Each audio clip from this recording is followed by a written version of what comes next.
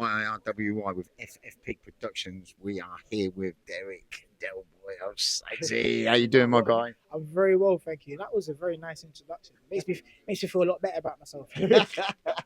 You ready for Saturday? Yeah, I'm more than ready. You know, like the last week before fight is always interesting because like training wise, you're not gonna get any fitter, any faster, any stronger. You're just keeping the engine warm. Obviously, you have like for fights like this media obligation, so you're just waiting to fight. Really, I'm just waiting to get in there, so I can't wait. I'm very excited. Well, firstly, congratulations on your boxer. Oh, thank you. That's put you on that level. So, stepping up against a more experienced fighter, what have you got? What's going to turn it in your favour?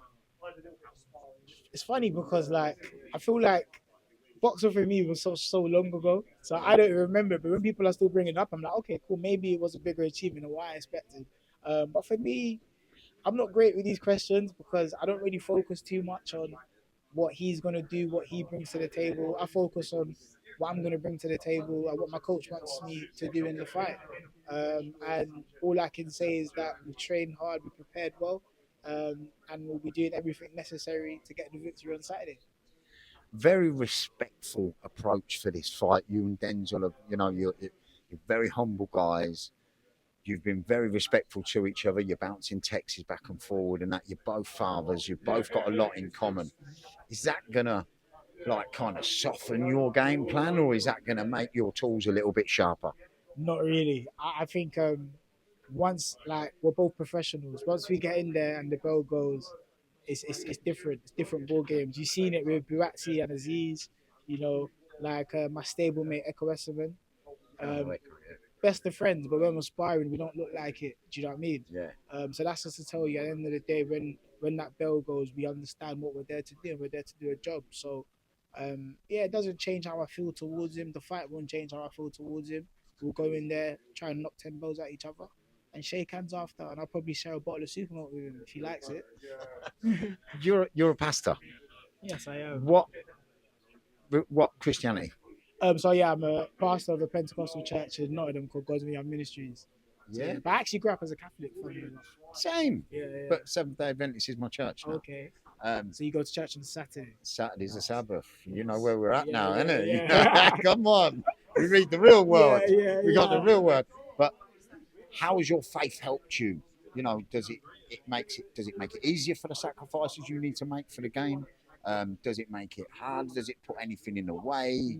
For me personally, it helped me through everything. Yeah.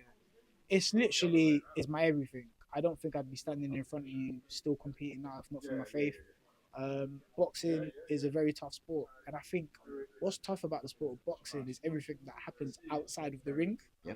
You know, the competing, training, yeah, that's tough, but you understand why you're doing it. I feel like there's a lot of things that play into boxing that's out of your control that can be frustrating. So at times, I really have to rely and lean on my faith in God.